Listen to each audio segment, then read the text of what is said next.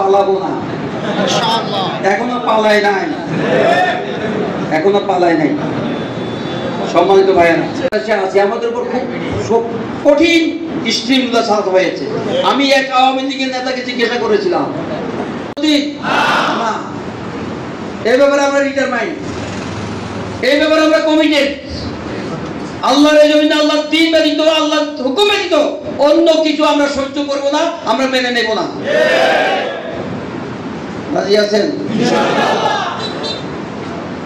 এই ইসলাম প্রতিষ্ঠানের আল্লাহ রাব্বুল আলামিনের কাছে থেকে জিজ্ঞাসা করে আমাদের যতগুলো ইউনিট আছে, এই জালেম সরকারের 16 বছরের নির্যাতনের কারণে আমাদের ইউনিয়ন, আমাদের ইউনিটগুলো কি সুন্দরভাবে চলছে না অনেকগুলো বসে গেছে? আমাদের দায়িত্ব, আমি যেগুলো নাম বললাম এটাই কি জামাত ইসলামীর শাখা না আরো আছে? সব কি বলার দরকার আছে? সকলের একটা মাত্র কাজ, যার যার আঙ্গিনায়, যার যার এলাকায়, যার যার পরিবেশে, ছাত্ররা ছাত্র অঙ্গনে, ছাত্রীরা ছাত্রী অঙ্গনে, শ্রমিকরা শ্রমিক অঙ্গনে, ওলামারা ওলামাদের অঙ্গনে, মসজিদ মিশন অঙ্গনে, জামাত ইসলামী সাধারণ মানুষের কাছে, মহিলাদের কাছে, শিশুরা শিশুদের কাছে, কাজ একটা। সেই কাজটা আমি আলোচনা করছি ইনশাআল্লাহ, আমাদের জন্য সুপারিশ করবেন ইনশাআল্লাহ।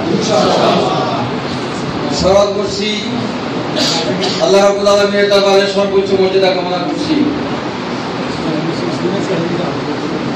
যারা আল্লাহ জমিনকে প্রতিষ্ঠিত করতে গিয়ে এবং প্রতিষ্ঠিত রাখতে গিয়ে সর্বোচ্চ প্রভাবে স্বীকার করে সাধারণ বরণ করেছেন, বিশেষ করে আমাদের অভিভাবক, ইসলামের রশি, ইসলামের মূল অনেক গভীরে কেউ টেনে ছিঁড়ে ফেলবে, ওই শক্তি এই বাংলার বুকে কারো নাই।